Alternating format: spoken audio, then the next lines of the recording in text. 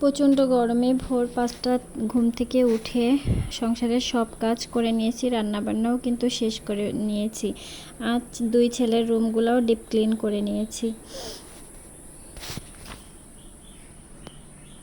আসসালামু আলাইকুম, বাংলাদেশি ব্লগার মম স্নেহা চ্যানেলে আপনাদের আরও একবার স্বাগত জানাই। কাছে এবং দূরে, দেশ এবং দেশের বাইরে যে যেখান থেকে আমার ভিডিওটি দেখছেন, আশা করি আল্লাহর রহমতে সবাই ভালো আছেন। আমরাও আলহামদুলিল্লাহ ভালো আছি। এখন সকাল 5টা বাজে। তো এখন থেকে আমার ভিডিওটি স্টার্ট করলাম। তো আজকে কিছু কিছু কাজ আর কি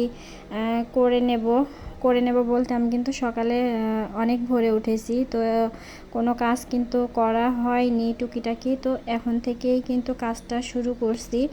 আর প্রথমেই কিন্তু আমি এই যে খেজুর আর কিছু বাদাম ভিজায় রাখছিলাম রাতে, তো সেইগুলা কিন্তু আমি খেয়ে নেব। আগে কিন্তু আমি 1 গ্লাস শুধু পানি খেতাম বাসি পেটে, তো এখন কিন্তু সেই পানিটা আর খাওয়া হচ্ছে না।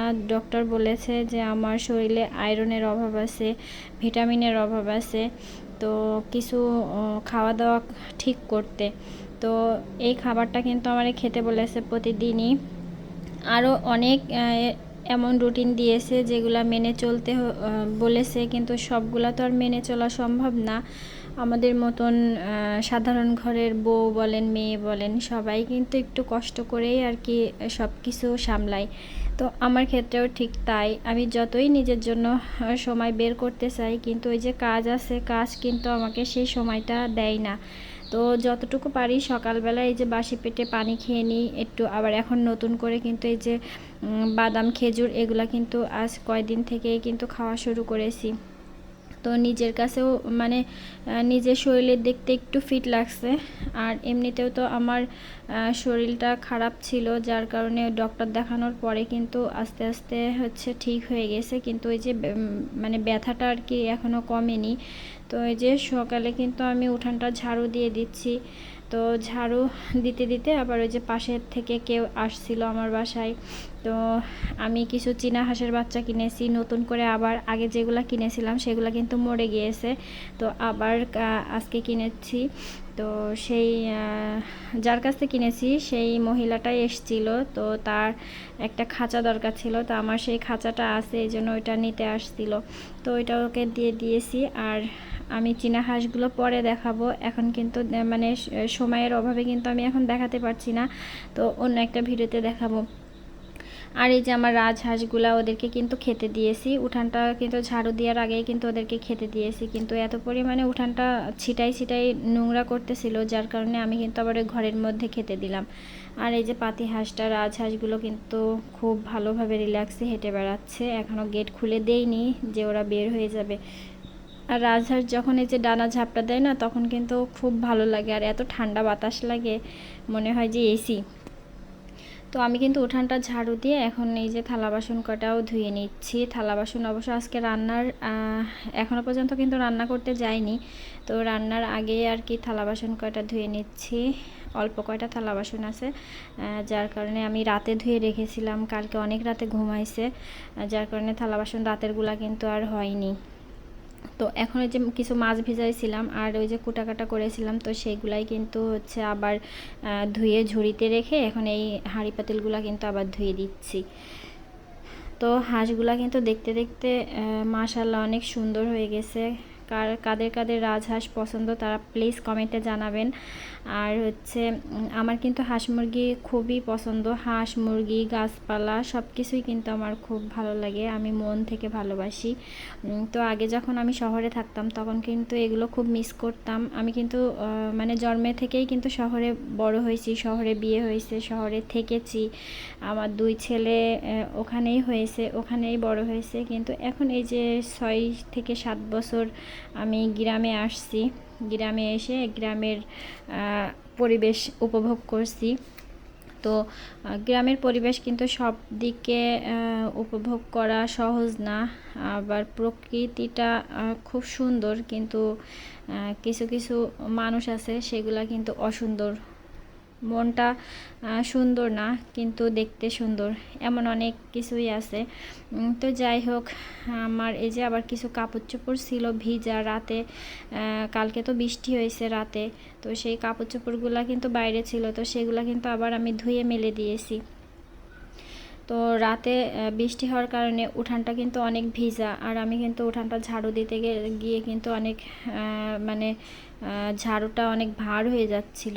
আর এদিকে কিন্তু এই যে ছেলের রুমটা আজকে ডিপ ক্লিন করব। রান্না কিন্তু আমি বসিয়ে দিয়ে এসেছি, রান্না খুব একটা বেশি করব না। আর হচ্ছে মানে সকালের রান্না দুপুরের রান্নাটা কিন্তু আমি একসঙ্গেই করব। আজ কয়েকদিন আমি দুপুরেরটা সকালেরটা একসঙ্গে রান্না করার পরে সারাদিন কিন্তু আমি রিল্যাক্সে কিন্তু থাকতে পারি, আর মেয়ের সঙ্গেও কিন্তু সময় দিতে পারি। তার কারণ আমার মেয়েটা কিন্তু আমার মতন স্কিনের সমস্যা, তো মেয়ে কিন্তু সব সময় বাইরে বাইরে যেতে চাই, তো আমি দেখা যাচ্ছে গ্রিলটা আটকে ওকে নিয়ে বসে থাকতে পারি আর কি। এখন ওই যে ছেলের খাটটা আমি মুছে দিচ্ছি, আর এরই মধ্যে কিন্তু আমার ছেলে আমার হাজবেন্ড ওরা কিন্তু মাঠে চলে গিয়েছে। আমাদের মাঠে কিন্তু কিছু নতুন মানে গাছপালা লাগাবে, যার কারণে মানে সবজি লাগাবে, যার কারণে ওরা কিন্তু 3 বাপ বেটাই কিন্তু চলে গিয়েছে। আর এই জন্য কিন্তু আজকে সকাল সকাল বিছানাটা কিন্তু আমি গোছাতে পেরেছি।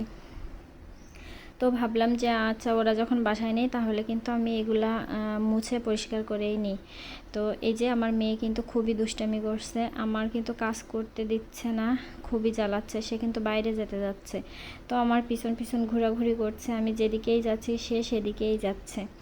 আর এই যে কিছুদিন আগে কিন্তু এই চাদরটা কিনেছিলাম, খুব বেশি দাম না, কিন্তু তারপরেও হচ্ছে আমার কাছে অনেক অনেক দাম। তো এই চাদরটার দাম নিয়েছিল মাত্র 300 টাকা। তো চাদরটা আমার খুব ভালো লেগেছে। এই যে এটা কিন্তু হচ্ছে সুতি না, আবার কি বলবো পিছলাও না, তো চাদরটা দিয়ে কিন্তু ববলিং ওঠেনি। তো এটা হচ্ছে ওই যে ছেলেরা কিন্তু সব সময় এই যে বাইরে থেকে আসে, ওরা কিন্তু মানে খুব ঘর নোংরা করে। আমার 2 ছেলে খুবই অগোছালো, আর ওর বাবাও কিন্তু খুবই অগোছালো। একটা জিনিস এক জায়গায় রাখলে সেই জিনিসটা সেখান থেকে আরেক জায়গায় নিয়ে যেয়ে রাখবে, মানে আমি গুছাই আর পারি না। একটা সংসারে যদি 7 জন সদস্য থাকে, সেখানে যদি 2 জন গোছানো থাকে আর 5 জন যদি অগোছালো থাকে, তাহলে তাদের কি কষ্ট। তো সেটা প্রতিনিয়ত কিন্তু আমাকে ফেস করতে হয়। আর এই যে এখন আমি ওয়ারড্রপের উপরে মুছে দিলাম, আর এই যে একটা ওয়ারড্রপের উপরে একটা গ্লাসের মধ্যে কিন্তু একটা গাছ রেখেছি, তো ভালোই লাগছে। আর ওয়ারড্রপের পরে তেমন কিছু নেই, আমি ওই বাবুর একটা কেডি পুতুল রেখেছি, আর ওই আমার কিছু কাজল কিছু ক্রিম রাখার একটা ছোট্ট একটা ঝুড়ি রেখেছি, ওটার মধ্যে ওগুলো সব রেখে দিয়েছি। তো আমার যা আছে আমি তাই দিয়েই কিন্তু টুকটাক সাজিয়ে রাখি। আর আমার যে অনেক টাকা পয়সা দিয়ে কিনতে হবে, কিনে সেগুলো সাজাতে হবে, এমন কোনো পরিস্থিতি কিন্তু আমার নাই যে টাকা পয়সা খরচ করে এটা কিনবো এটা কিনবো।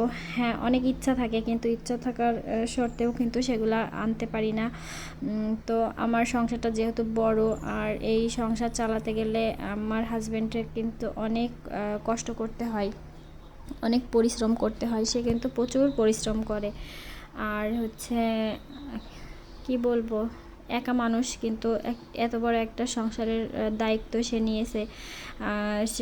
মানে আমরা কিন্তু তাকে বলতে পারি যে আমাদের এইটা হয়েছে ওইটা হয়েছে, কিন্তু সে কিন্তু কখনোই বলতে পারে না। তো সেই পরিশ্রমটা সবসময় আমি কিন্তু উপলব্ধি করতে পারি যে আমার হাজব্যান্ড কিন্তু ধীরে ধীরে মানে আর সংসারের হাল নিতে চাচ্ছে না বা নিতে পারছে না, এমন একটা মানে অবস্থা তার, যে সে মানে কি বলবো, তার তো একার পক্ষে এত বড় সংসার চালানো সম্ভব না। কিন্তু তারপরেও কিন্তু সে অনেক আগে থেকেই কিন্তু সংসারের হাল ধরেছে, এখনো পর্যন্ত ছুটি পায়নি। তো উপরআল্লাহ জানি না কবে হচ্ছে তাকে ছুটি দিবে বা সংসারের হাল আমার ছেলে ধরবে।